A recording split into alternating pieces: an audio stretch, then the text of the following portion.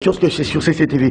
L'actualité ce matin, on va revenir sur ces comités de pilotage qui sera mis en place incessamment par le président de la République. Un comité qui veut le président de la République pour pouvoir booster, réajuster certains tirs en ce qui concerne les projets CAID. Vous allez vous souvenir de ces projets CAID, c'est-à-dire cellule d'analyse et d'investissement et développement en ce qui concerne les 145 territoires, les développements à la base. Félix Tshisekedi en fait son cheval des batailles, un peu comme le projet Prostan avec tous ces stades municipaux. Certains sont restés un peu inachevés depuis à l'époque de l'ancien premier ministre Augustin Matata Ponyo. On parle de plusieurs millions de dollars pour des territoires. C'est des projets en vue de la construction des immeubles, des constructions de bâtiments, des constructions des hôpitaux, des écoles, mais aussi les désenclavements des chefs-lieux des territoires vers les chefs-lieux des provinces. Un projet titanesque pour Félix Antoine Tshisekedi, mais qui date, je vous le rappelle, depuis l'époque Augustin Matata Ponyo Mapon. Les élus de l'Union sacrée de la nation renouvellent leur soutien et loyauté au président de la République, Félix Antoine Tshisekedi Tshilombo, pendant que plusieurs d'entre eux étaient en réunion ou étaient allés voir celui qu'on appelle désormais les démissionnaires annoncés au poste du premier vice-président Jean-Marc Kabunda Kabound, les présidents des groupes parlementaires de l'Assemblée nationale, membres de l'Union sacrée, ont fait une déclaration hier pour renouveler leur confiance, notamment au président de la République, encourager les forces armées de la République démocratique du Congo engagées dans les opérations militaires à l'Est contre les EDF, une manière peut-être pour les élus nationaux de faire un clin d'œil aux éléments de la garde républicaine qui est chargée d'assurer la sécurité et la protection du président, des membres de sa famille, ses invités et des marques et de leurs biens. On en parle tout à l'heure. Il s'agit là d'un désaveu qui ne dit pas son nom de Jean-Marc Kabound. On a annoncé plusieurs fois sur des tweets, sur des réseaux sociaux sa démission et peut-être les gens expliquaient cela, les retards par rapport aux 2 journées que nous avions connues de fériés. Est-ce qu'il va les matérialiser aujourd'hui? S'il ne les fait pas, est-ce qu'il y aura une machine parlementaire de l'Union sacrée? Lui-même a fait des confidences à Henri Kassangi avant-hier pour dire qu'il a remarqué qu'il était en disgrâce. L'acte posé par les éléments de la garde républicaine était plus que vouloir sa mort. Heureusement pour lui qu'il n'était pas là et que la ligne rouge a été franchie. Il n'y a pas d'homme irremplaçable, il va certainement partir. Est-ce qu'il va pousser la logique jusqu'au bout ou bien il va vouloir chercher à garder ses immunités parlementaires et rester comme président pendant que déjà l'UDPS qui semble avoir mal géré cette situation, des déclarations qui ont été faites au siège de l'UDPS avant-hier pour désavouer Kabound. Est-ce qu'il sera à l'aise de rester président ad intérim du parti? Question de préserver ses immunités ou bien il va y aller séquentiellement, démissionner comme président ad intérim du parti et rester membre de l'UDPS, ce qui sous-entend qu'il va garder son mandat. Plusieurs scénarios sur ce plateau, on en parle. Bienvenue à vous, place au débat. Faustin, bonjour. Bonjour Serge. Ça me fait du plaisir moi-même quand j'ai fait des annonces comme ça. C'est un plaisir partagé évidemment. Vous savez, c'est comme si je suis dans un champ de bataille. C'est vrai qu'on fait un peu exception, on se retrouve un mardi. Bon, nous on a l'habitude de venir ici jeudi. Bon. Quand l'actualité l'oblige, on est bien obligé de se plier. Allez dans les groupes Econews, hein, l'info qui fait écho. Exactement. Il y a des spécialistes comme Yula en stickers, ils sont spécialistes là-bas. Bon, c'est normal, hein, c'est l'ambiance du groupe. Bon, ouais, évidemment. Tu en es membre. Bientôt, je vais intégrer Moussangana, comme ça, on va alimenter le débat. Allez. Bon, on discute un peu en responsable. Bon. Ah oui. Évidemment, c'est un groupe d'échange. On a voulu que ça soit un peu responsable. C'est vrai, quelquefois, il y a toujours, je mets entre guillemets, des brebis galeuses qui nous bombardent des stickers à tout moment. On a essayé un peu de recadrer. Je crois que tout le monde va maintenant revenir sur les droits. Béla Mbouye, passé champion de cette histoire. Voilà, exactement. Merci beaucoup à vous. Allez, je vous rassure que c'est parmi les meilleurs groupes dans les réseaux sociaux. Moi, j'appartiens à plus de 30-40 groupes, mais là, quand il y a des débats, parfois je laisse Bakoumania commenter, je vous laisse commenter. C'est grâce à vous, évidemment, aussi, hein, parce que tu en fais partie. Merci beaucoup, allez. Faustin Koudessela, puisque vous l'avez présenté déjà bien avant moi. Moïse Mokouba, bonjour. Bonjour. Bienvenue à vous. Hein. Merci. Ah, ça, c'est la tenue des révolutionnaires. Hein. Vous pensez à Mouzé ou vous pensez à Lumumba? Oui, bon, voilà, il y a eu une série de journée fériée pour les héros nationaux. Je crois que c'est une manière de leur rendre hommage. Est-ce que jusqu'à quand, comme disait Cicéron, tandem, jusqu'à quand on va continuer à célébrer ces mythes? Oh, pourquoi pas, ils le méritent, hein, pour avoir donné de leur vie. Je voudrais parler personnellement ou particulièrement de Lumumba, c'est notre père de l'indépendance. C'est pas Kassavogo? Quoi ça? C'est un de notre père de l'indépendance.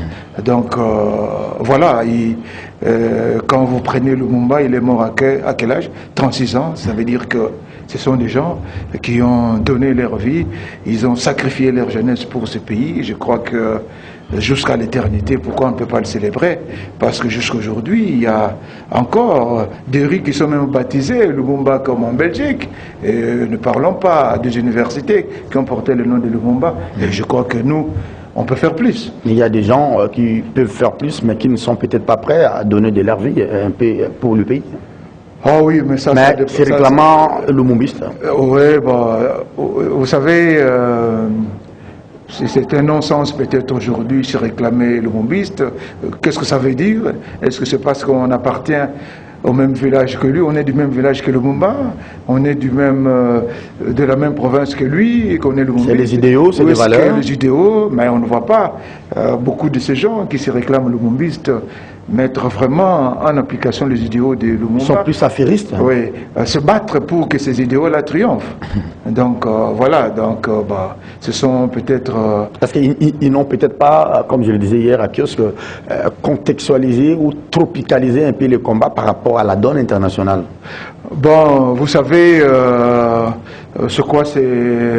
il faut peut-être se réclamer de tels pour qu'on fasse cas de vous. Je crois que c'est un peu ça. C'est juste faire du bruit autour de Lumumba. On attire l'attention, mais en réalité, on ne porte pas l'âme de Lumumba. Un nom peut-être politiquement commercial ou commerciable. C'est un fonds de commerce. Merci. Faustin Koudiachiala, Lumumbaville, un projet qui date depuis Joseph Kabila, qui avait institué d'abord la ville avec des communes, je crois. Mais aujourd'hui, le chef a fait le déplacement pour l'installation des autorités politico-administratives. Ça vaut son pesant d'or. Bon, Serge, moi, sur ce point, je pense... vous savez, on vient de célébrer les 61 ans de la mort de Lumumba. 21 ans de la mort de Musée. 21 ans de la mort de Musée, nos deux héros nationaux. Moi, je pense au-delà des effets d'annonce, je crois que ce qu'on devait enseigner, c'est beaucoup plus la pensée de Lumumba. Vous savez, immortaliser Lumumba par des édifices, par des villes, bon, c'est vrai que sur le plan symbolique, ça peut porter. Mais le plus important, j'ai réalisé dernièrement, on en a même débattu dans différents groupes, la dernière lettre de Lumumba à sa femme. Quand vous lisez cette lettre, vous allez vous rendre compte que dans la lettre, le mot dignité est repris à peu près 5 fois. C'est-à-dire à chaque paragraphe, Lumumba reprend toujours que non, il faut que les Congolais se battent pour retrouver leur dignité. Je crois que perpétuer la pensée de Lumumba, ce n'est pas en lui dédier à une ville, ce n'est pas en lui dédier à une école, ce n'est pas en lui dédier à un boulevard. Perpétuer la pensée de Lumumba, c'est en fait honorer sa mémoire. Et la meilleure manière d'honorer sa mémoire, c'est de véhiculer son message. Et nous, ici, on étudie Jeanne d'Arc, on étudie Napoléon. Exactement. Et le message de Lumumba, il y a des gens qui ont tenté de le porter comme musée. Il y a des gens qui ont tenté de le perpétuer à travers des actions politiques comme le Palou. Mais c'est vrai que par après, ils ont dû dévier parce que pour Lumumba, nous on sait qu'il est mort parce qu'il défendait l'intérêt de ce pays. Lumumba a été tué juste parce qu'il ne se retrouvait pas dans les calculs politiques de cette époque-là. Vous vous rappelez, dans les années 60, on était en pleine guerre froide. On dit qu'il n'avait pas fait la réelle politique, semble-t-il. Pas la réelle politique. Évidemment, chez nous, en fait, on dit, quand on vous dit que vous faites la réelle politique, c'est-à-dire, vous vous alignez exactement à ce que dit l'Occident. On prend un exemple beaucoup plus actuel, avec ce qui se passe au Mali, par exemple. Ah oui. Vous savez, on est en train de diaboliser la junte militaire qui est au Mali. C'est vrai qu'ils sont arrivés par des moyens incommodes, par un coup d'État, mais les messages qu'ils portent, c'est le message de toute l'Afrique. L'Afrique doit se libérer. Évidemment, quand vous êtes... Nous, ça nous fait un peu mal. Quand on se retrouve dans différents forums internationaux, on vous rappelle tout le temps que vous avez tout en Afrique, mais pourquoi vous ne savez pas les rationaliser? Et malheureusement, quand nos dirigeants politiques tente de s'approprier notre destin, c'est évidemment l'Occident qui s'interpose. Mouzé a tenté de le faire. Quand Mouzé a dit ne pas trahir le Congo, c'est vrai que Mouzé est arrivé aussi dans les conditions que nous savons. Ah oui. Il y a eu l'AFDEL, c'était un conglomérat que lui-même a qualifié d'aventurier. Mais parce qu'il fallait bien atteindre l'objectif, on dit toujours que non, tout chemin mène à Rome. Bon, comme c'était le chemin approprié pour évincer la dictature de Mobutu, il a noué des alliances contre nature avec des Rwandais, avec des Ougandais, avec des Burundais, ainsi de suite.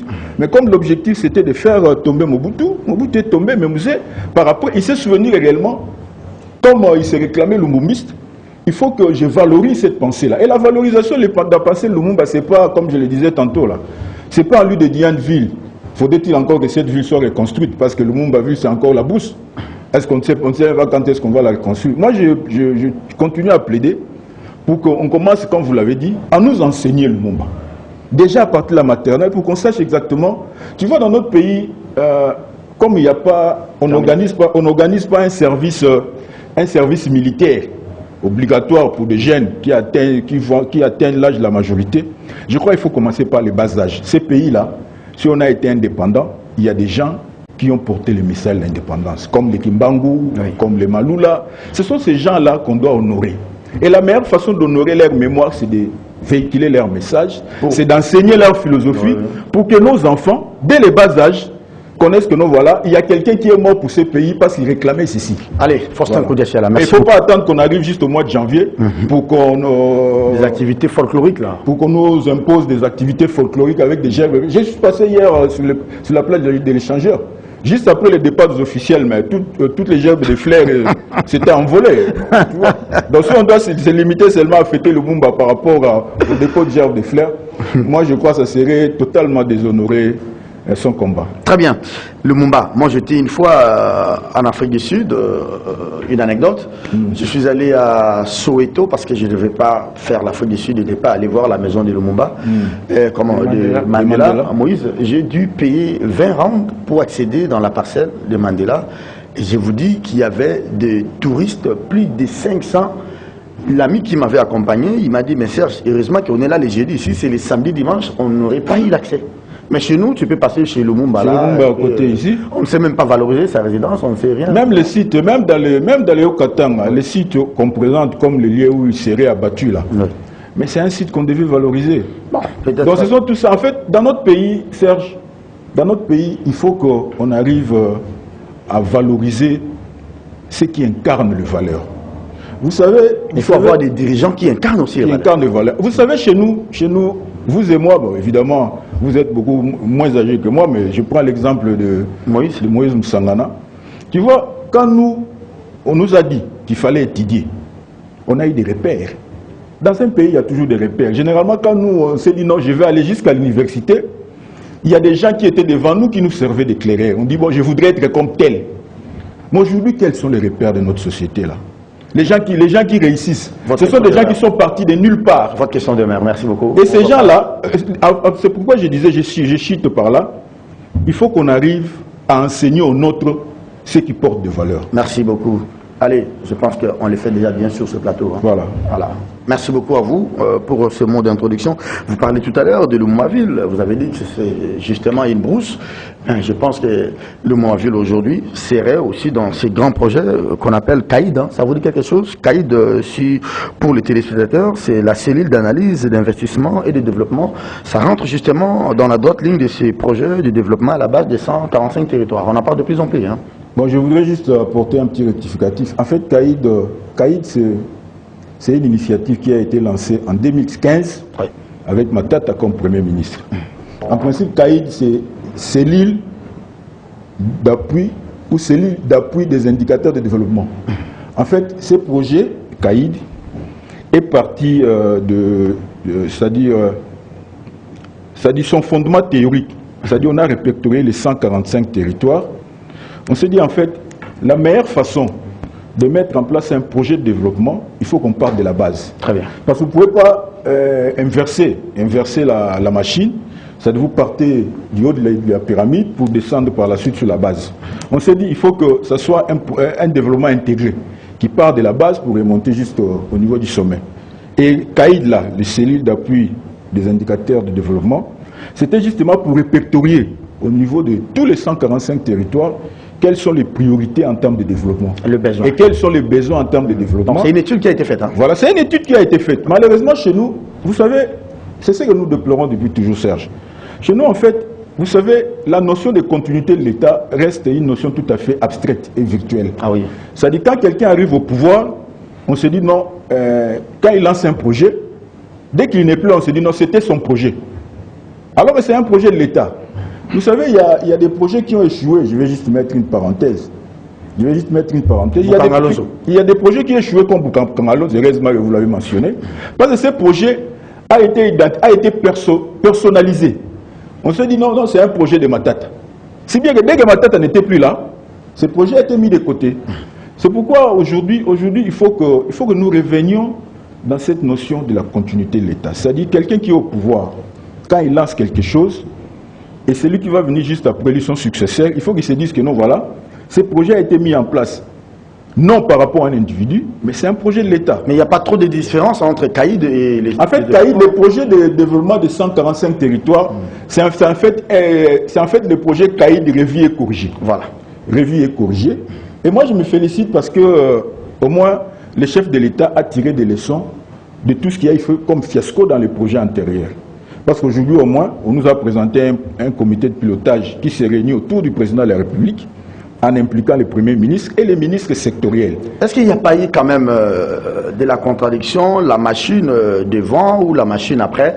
Parce que moi j'ai vu il y a 3 mois, si ma mémoire elle est bonne, les premiers ministres font les déplacements des Kenge avec les ministres d'État, ministre du Plan, Mwando, Christian, pour lancer ces projets. Et après, ils sont allés au Congo central, à Xongololo, je ne sais pas, la machine s'est arrêtée un peu. Mais c'est après le lancement qu'on présente les comités. Est-ce que c'est un projet présidentiel, c'est un projet de la campagne électorale, ou bien c'est un projet qui sera porté par le gouvernement? Bon, là, vous soulevez, Serge, une question fondamentale. Une question fondamentale parce qu'au-delà du projet de développement de 145 territoires, on sait qu'il y a des motivations politiques. Et vous l'avez même dit. Quand le Premier ministre est allé lancer le projet au niveau de Kenge, c'était un projet du gouvernement, initié par le gouvernement qui conduit justement la politique de la nation. Et après, la deuxième étape, c'était à Songololo. Évidemment, la présidence est intervenue par la suite, ou le président de la République, pour parler de lui comme institution. Il en a même parlé lors de son discours au Congrès. Pour parler de lui comme institution. En fait, je voudrais anticiper évidemment par rapport au débat. Il faut se mettre dans la place du président de la République. Jusque-là, il a 2 projets qui battent de l'aile. Il a commencé avec le projet de Sanjou. Ah oui. On sait comment ça s'est terminé. Et puis on a enchaîné avec le projet Chile-Gelou, dont il est allé constater les désastres dans le Grand Kassai. Non, les termes sont trop forts. Mais évidemment, c'est cela la réalité, évidemment. Moïse est en train de noter, là. On ne peut pas se voir la face devant des évidences. Moïse ne va pas me contredire. Bon, évidemment, c'est-à-dire le projet de développement de 145 jours, pour les chefs de l'État, c'est une aubaine. En fait, c'est comme si on devait utiliser le langage vulgaire. C'est comme sa prise de définition. C'est chaos. Voilà. C'est-à-dire, s'il réussit ce projet, il peut avoir un mot à dire en 2023. Parce que le projet de 145 territoires, ça couvre l'ensemble de la République démocratique du Congo. Ah oui. C'est pourquoi il essaie de mettre beaucoup plus de sérieux pour que ce projet réussisse. Parce qu'il y a plusieurs volets. Hein.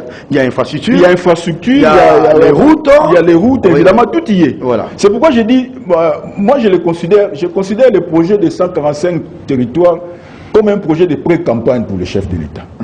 C'est-à-dire, tu vois, réussir des investissements, ne serait-ce que le minimum, dans 145 territoires, en termes de dividendes politiques, c'est déjà très important. Très bien.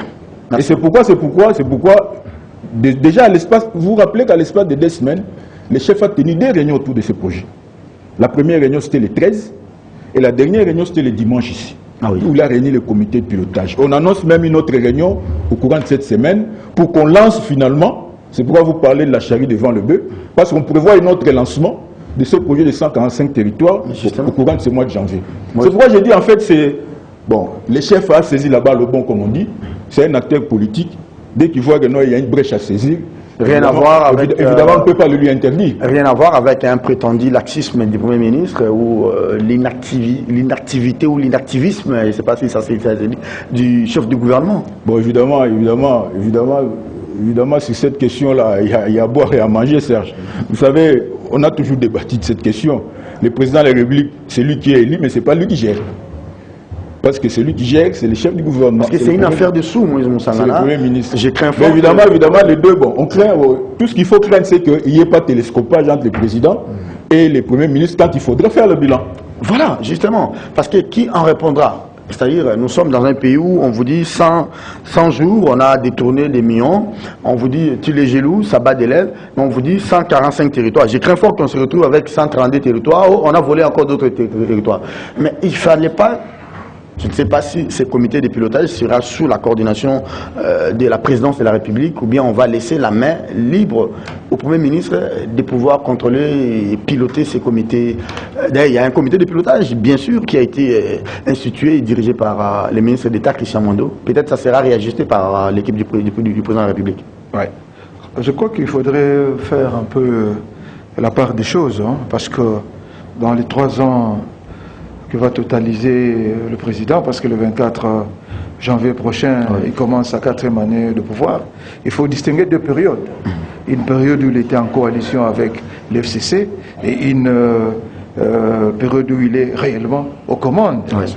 Et que les modes de gestion suivant ces périodes sont différentes. Très bien. Et vous devez savoir que le gouvernement, le premier gouvernement, le gouvernement Ilunga ne répondait pas vraiment du chef de l'État.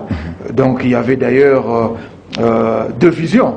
Une vision du chef de l'État et une vision du... Un ministre qui refuse de faire appliquer une ordonnance présidentielle. On a voilà, donc il y a 2 visions qui sont entrées en contradiction flagrante, ce qui a justifié la mise sur pied. Ça a même plombé l'action gouvernementale. Ok, donc je crois qu'il faut arriver à distinguer les choses. Mais je pense que parler du projet du gouvernement, parler du projet du président de la République, dans cette période où le président de la République a pratiquement les manettes, toutes les manettes du pouvoir, ça revient tout de même.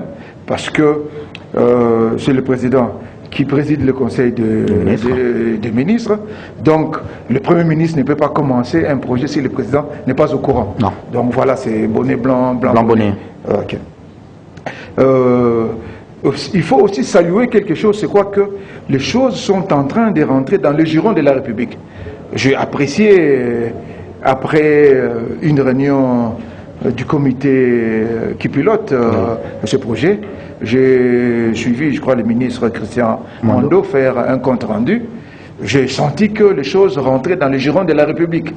Donc, c'est-à-dire que vraiment, c'est la responsabilisation du gouvernement à travers ce ministère qui sont impliqués dans ce projet. Or, il y a 2 ans, ce n'était pas possible. Le Premier ministre avait sa vision, qui était la vision de sa famille politique, l'FCC. Vous aviez le président de la République qui avait sa vision. Donc pratiquement, il y a eu 2 gouvernements parallèles. Mais là, vous n'allez pas dire ça au peuple. Le peuple n'a pas besoin de ça. C'est une situation que vous, comme élite, vous avez présentée. Mais non, mais vous avez aussi, nous avons l'obligation d'expliquer au peuple comment nos institutions fonctionnent. Oui. Parce que nous avons un système semi-présidentiel qui, quand la majorité présidentielle ne coïncide pas avec la majorité parlementaire, nous sommes dans un carcan politico-institutionnel qui plombe l'État. Nous n'avons pas la maturité comme... en France ou ailleurs. Non, pas en France, comme en Allemagne, où parfois les 2 grands partis, s'il n'y a pas de majorité évidente, se mettent ensemble.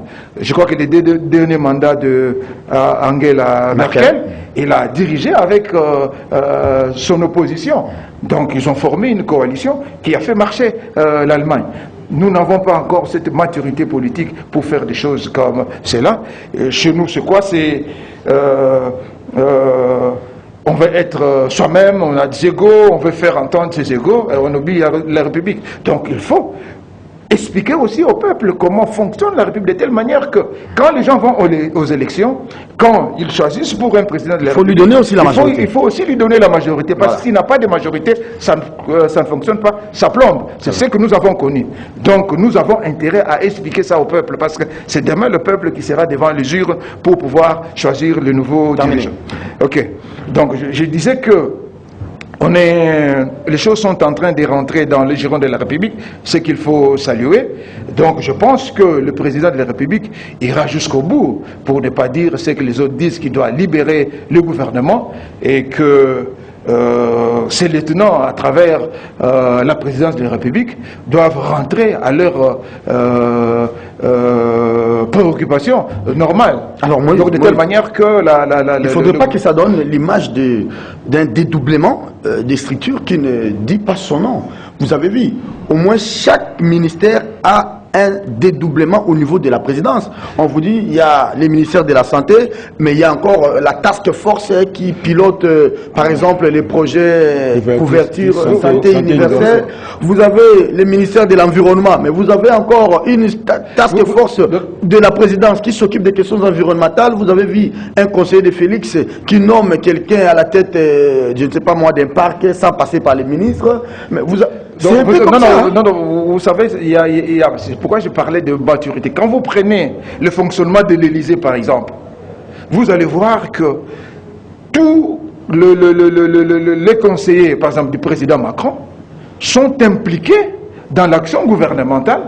Ils sont avec le ministre, mais ils n'apparaissent pas. Ce sont Bilomba. Oui, c'est ce que j'ai dit. Ils sont impliqués dans l'action gouvernementale, mais ce ne sont pas des dans le suivi. Oui, dans l'exécution. Oui. Même dans la conception et consorts, ils sont là, mais ils n'apparaissent pas parce que ce ne sont pas des officiels. Mais ici, il y a un problème parce que tu sais que la notion du chef en Afrique, comme le dit le professeur sénégalais El Hadj Mbodj, c'est autour du chef. C'est le chef pris au sens traditionnel du mot, c'est sur l'incarnation de tous les pouvoirs et consorts. Et quand on est à côté du chef, on croit qu'on est plus important que les autres, les personnes qui sont dans d'autres institutions. Je crois que c'est une mentalité qu'il faut bannir. Et je pense que ce projet-là, parce que pour sa réussite, il faut vraiment une meilleure coordination, une meilleure harmonisation de vues entre les différents partis qui vont participer à cela. Très bien. Donc, voilà. Merci beaucoup à Moïse. Et il faut aussi dire qu'il y a aussi la population concernée qui doit s'impliquer aussi, parce que c'est ça aussi la gouvernance aussi. Donc la population gouvernance participative. Voilà. Merci à Moïse. Vous voulez ajouter quelque chose? Non, je voulais juste compléter ou réagir par rapport à un point que Moïse a souligné. C'est sur les mandats du chef de l'État qu'il a répartis en 2 tranches. La première tranche, c'est la tranche de 2 ans avec la coalition, et les 3 autres qui lui restent avec l'Union sacrée qu'il a formée. Moi, je voudrais dire un mot sur ce point-là. Vous savez, notre constitution, telle qu'elle a été rédigée, on ne peut jamais diriger seul, on ne peut jamais gouverner seul. Parce que même au niveau du Parlement, il n'y a aucun parti politique aujourd'hui qui peut revendiquer une majorité au niveau du Parlement.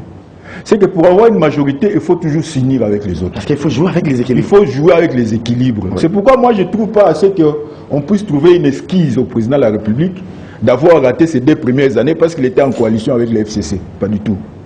Évidemment, quand vous entrez en coalition avec un partenaire politique, vous assumez. Vous fixez des objectifs et vous assumez.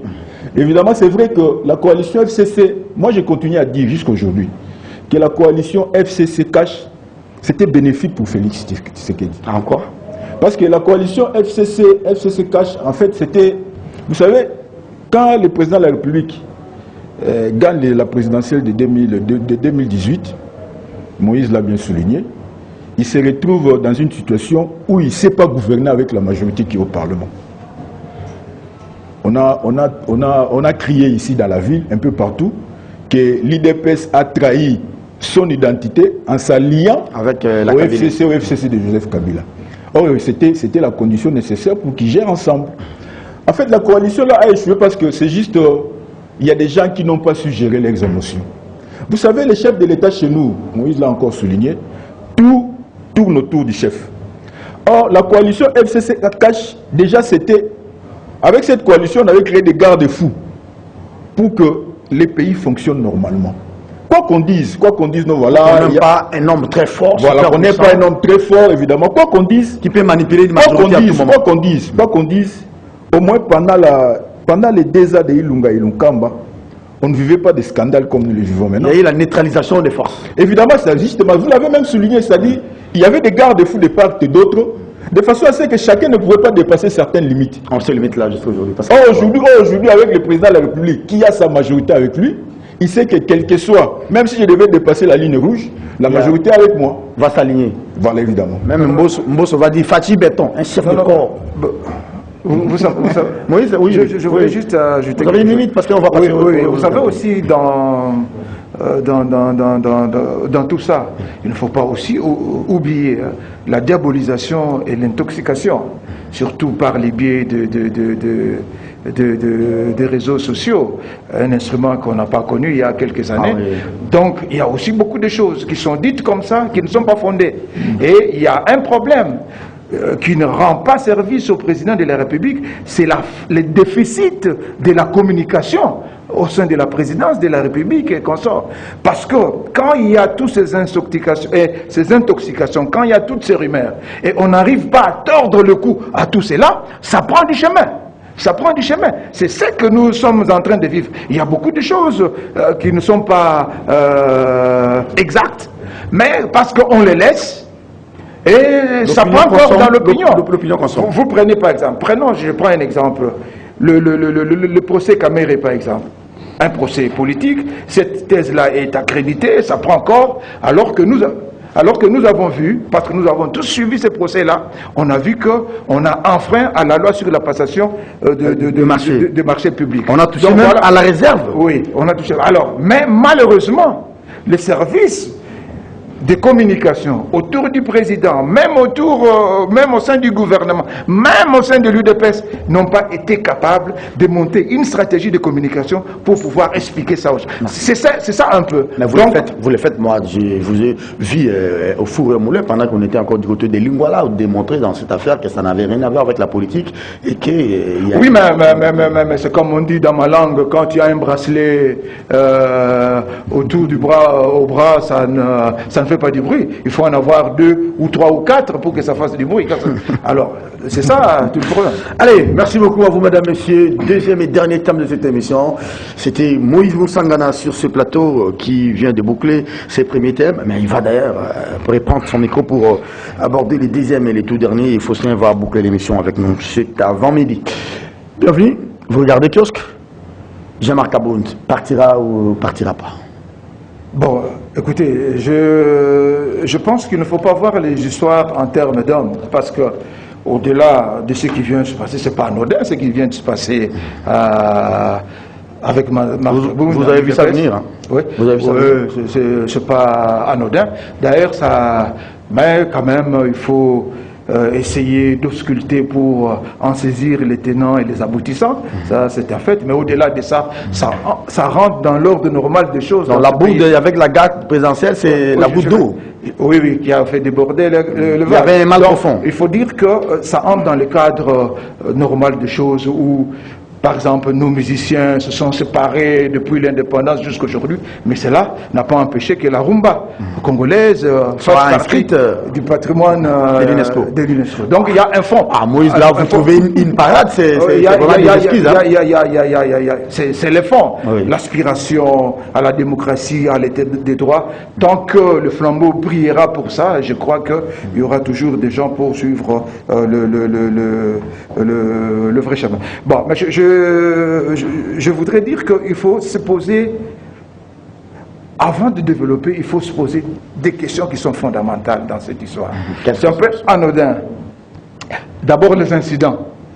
Les incidents qui ont débordé jusqu'à ce que nous regrettons, ça il faut le dire.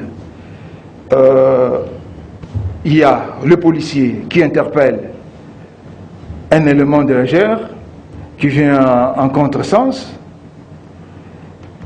On le fait subir de voies de fait, c'est-à-dire que Kabound est au courant.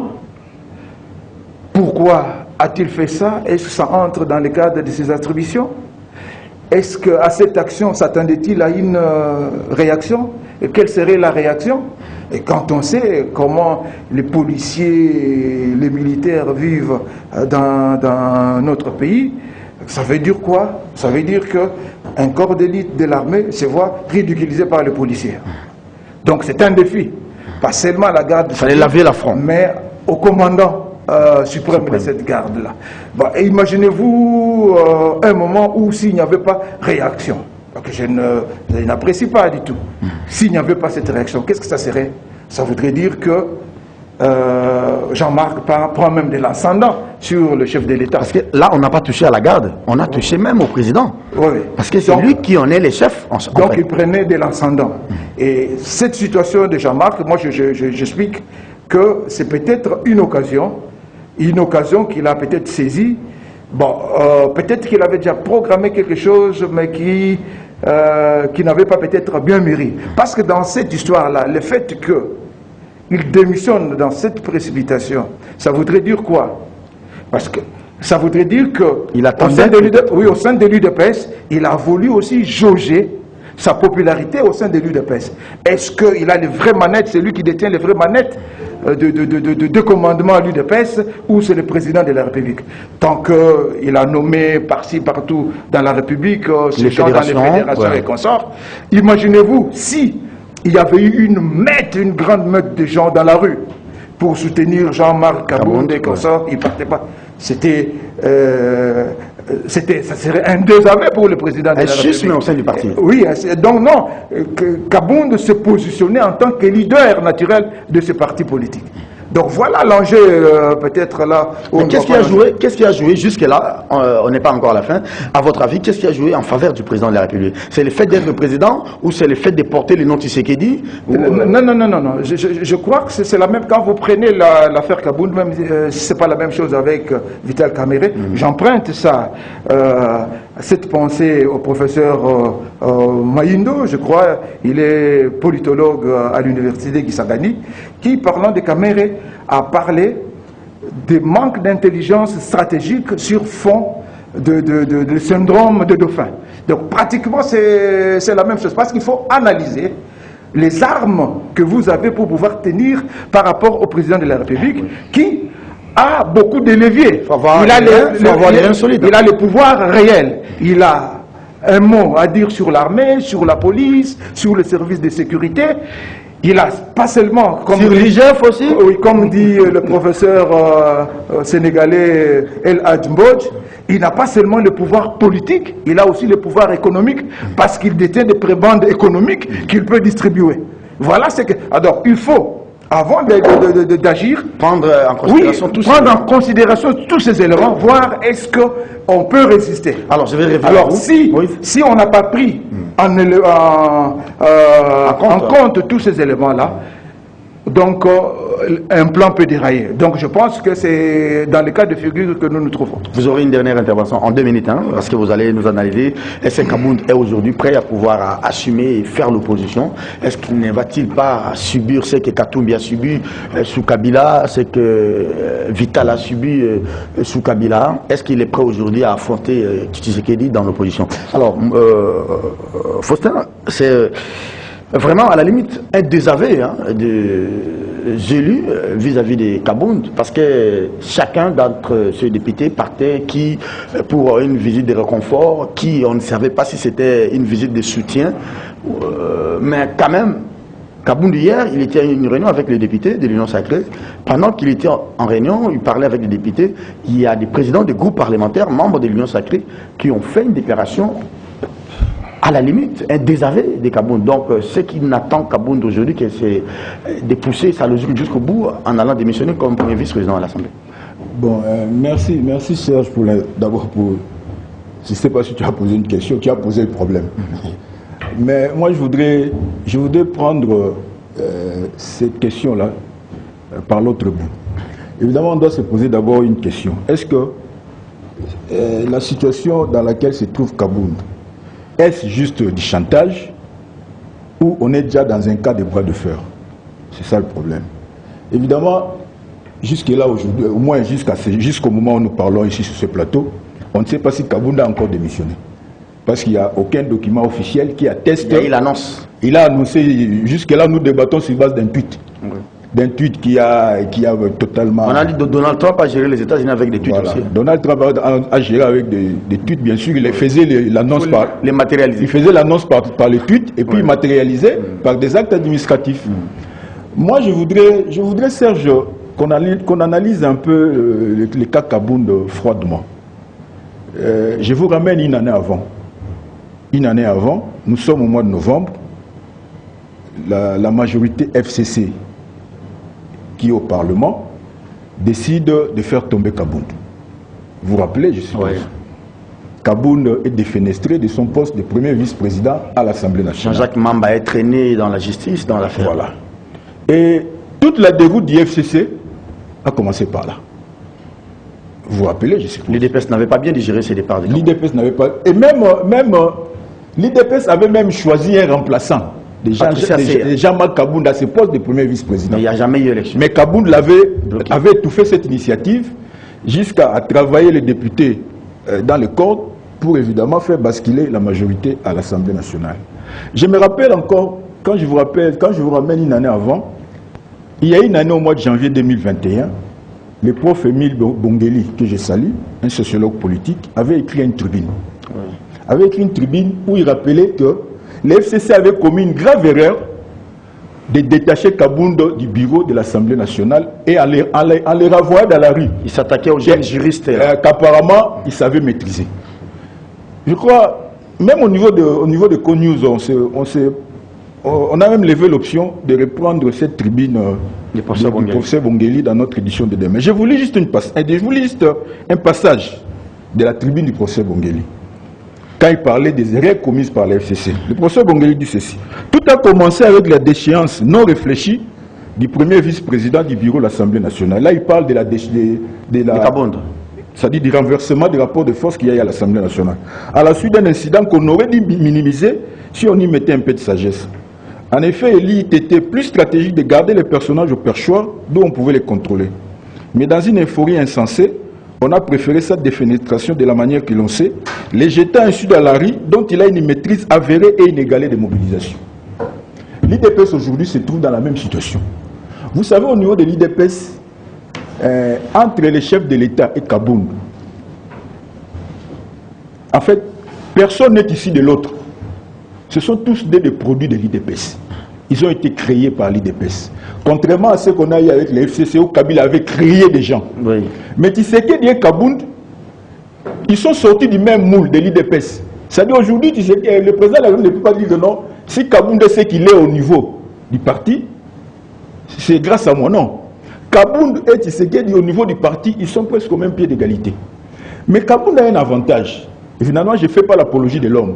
Kabound a un avantage, c'est que il a la possibilité de gérer cette masse frustrée de l'IDPS.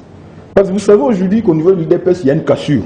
Il y a une cassure entre l'élite qui gère, qui se retrouve dans les institutions, et les combattants, c'est-à-dire la base. L'élite dont fait partie Kabound, justement. L'élite dont fait partie Kabound. Mais Kabound a un avantage, c'est que il peut profiter de cette fracture. Comme les Kinois disent, il peut profiter de cette fracture.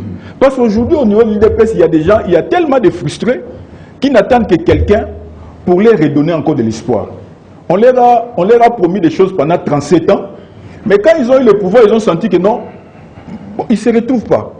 C'est pourquoi je dis, chez nous, il ne faut pas que, quand vous analysez des faits sociaux, des faits politiques, il faut toujours les intégrer dans un ensemble. On dit ils sont totaux et globaux. Globaux, voilà. Il faut toujours les intégrer dans un ensemble. Je vous ai rappelé ce qui s'est passé il y a une année. L'FCC a perdu sa majorité à cause d'un fait tout à fait anodin. Alors, dernière question à vous tous. Mais justement, je vais citer par là. Aujourd'hui encore, on est en train, l'IDPS est en train de basculer à cause d'un fait tout aussi anodin. On est parti d'un simple... c'est pourquoi j'ai posé la question à Boris. Est-ce que le vrai problème était ces simples accrochages? Un simple accrochage, non, imaginez-vous un scénario du genre, cher Faustin, cher Aîné, confrère, que la garde républicaine qui a fait cette descente la nuit arrive et quand elle était là, qu'elle trouve Jean-Marc Kaboun sur place. Ça aurait encore pris notre tournure. Parce qu'aujourd'hui... Alors, est-ce qu'on peut négocier avec sa propre mort? Parce qu'aujourd'hui... Non, répondez à ma question. Pardon? Dites-vous que Kaboun était là. Mais si Kaboun était là, heureusement, grâce à Dieu, au moins il n'était pas là. Mais c'est-à-dire que Kaboun a tiré les leçons et il a imaginé un peu le scénario, c'est-à-dire on a envoyé des gens venir m'abattre ou venir me tabasser. Parce qu'aujourd'hui, c'est ça le message. C'est ça le grand problème aujourd'hui. Parce que tel que les choses se passent aujourd'hui, au moins par rapport à l'évolution de ces dossiers, c'est pourquoi j'ai posé des problèmes. Il y a soit Kaboun a fait juste du chantage, dans auquel cas il devra reculer, soit Kaboun a engagé un bras de fer avec le chef de l'État, auquel cas il serait totalement perdant. Parce que le chef de l'État a l'impérium. Mais Moïse, on ne peut pas engager un bras de fer avec quelqu'un qui a l'impérium. Ah non, malheureusement. Hein. Voilà. Ah. Sinon, il accepte de subir ce que Vital a subi. Il accepte. Parce qu'évidemment, dans sa situation aujourd'hui, là, il se retrouve dans un chemin dans un point de non-retour. Justement, vous avez... Et avec les désaveux des présidents des groupes parlementaires, je vois très mal si Kaboun disait que non, je renonce à ma démission. Certainement, il y a une motion de déchéance qui l'attend à l'Assemblée nationale. Il a coupé, ça ne sert plus à rien de vous poser la question. C'était en fait ça. Il coupe l'herbe sous mes pieds. C'est-à-dire quoi? Aujourd'hui, qu'il aille ou bien qu'il recule. Quelles sont les conséquences de continuer ou quelles sont les conséquences de reculer? Est-ce que la logique sera séquentielle? Il démissionne comme premier vice-président, il reste député, il a besoin des immunités pour se protéger, ou bien après il démissionne comme président de l'UDPS, mais il reste même militant simple parce que ou attendre qu'il soit poussé à la démission. Je voudrais dire ceci pour essayer un peu de contredire quelque peu ce que... Rapidement, on a pris des donc, admettons qu'il y ait une partie des combattants qui suivent Kaboun. Ils vont le suivre jusqu'où? Parce que ceux qui ont suivi par exemple Tchibala, c'était pour l'accompagner à la primature et pour avoir des positions de pouvoir et consort. Ils vont porter Kaboun pour l'amener où? Parce qu'ils sont au pouvoir, c'est ça tous les problèmes. Ils vont l'amener où? Hein? Ils vont l'amener où? Donc, le président étant à l'impérium, si il veut étouffer Kaboun, il pourra l'étouffer. C'est l'avantage du président. Je ne pense pas que ça soit dans... Mais il faut aussi dire que les combattants de l'UDPS, ce ne sont pas des gens... Ce sont des gens un peu bizarres. Vous savez que même avant les élections, Tshisekedi a été interdit d'accès à la permanence. Tshisekedi, le président actuel, a été interdit. Mais je voudrais terminer par ceci. Ce que j'ai dit, ce n'est pas une anecdote, mais c'est quelque chose que j'ai vécu pendant que j'étais très jeune journaliste, accrédité auprès du président Frédéric Kibasa. À un moment donné, ce qu'on a connu, ce qu'on connaît entre Tshisekedi et Kaboun, c'est ce qu'on a connu entre Tshisekedi père et Kibasa. Ah, ok. Ça, je vous l'ai dit. Ah bon? Parce que moi, je me rappelle bien. Moi, j'ai dit au président Kibasa à l'époque, en tant que jeune journaliste, j'ai dit, président, les gens veulent vous perdre en vous séparant de Tshisekedi. Les gens qui disent que vous vous servez de marche-pied à Tshisekedi, ils sont en train de vous tromper. Quand vous vous serez séparés de Tshisekedi, ils vont vous lâcher. Merci. Et je crois que c'est ce qui a été... On a vécu ça dans le pays. Donc, aujourd'hui, Kaboun doit savoir gérer, peut-être, comment il peut gérer la position de meilleur second. Hein, sur fond de dauphins, de dauphines. Mais il a déjà perdu de plumes. Mais il a perdu de plumes. C'est-à-dire qu'il est aujourd'hui sur le point de non-retour. Parce que même s'il ne démissionne pas, il a déjà perdu de plumes et il sera d'ailleurs un tigre en papier, que ce soit à l'UDPS ou au Parlement. Très bien. Merci beaucoup à vous d'avoir été de nôtres. Merci à Moïse pour ces belles analyses. À Faustin Koudiassiela, généralement, j'aime bien mettre ces deux poids lourds. J'aime bien avoir Moïse, j'aime bien avoir... Faustin, un peu Diana aussi. Il y a aussi des jeunes qui montent, pour qui on a beaucoup de respect, les Diana Fils, les Bélédou. Excusez-moi, je ne vais pas citer le nom de tout le monde. Merci à toute l'équipe technique, sous la coordination de Romain Makonda, réalisation de Doudou Montiri. Les caméras étaient l'œuvre de Karine et Bébé, mais aussi, si vous avez aimé les belles images, les maestros, Moro Njambé, donc qui sait manipuler les 4 états. Bonjour Moro. On va calmer. Quelle cotation? 9 sur 10. Oui, bon, ça là, ça là, allez, madame, messieurs, envoyez vos enfants à l'école du journalisme. Ils feront peut-être mieux ce métier plus que nous. Au revoir et à demain. 9h30. Au revoir.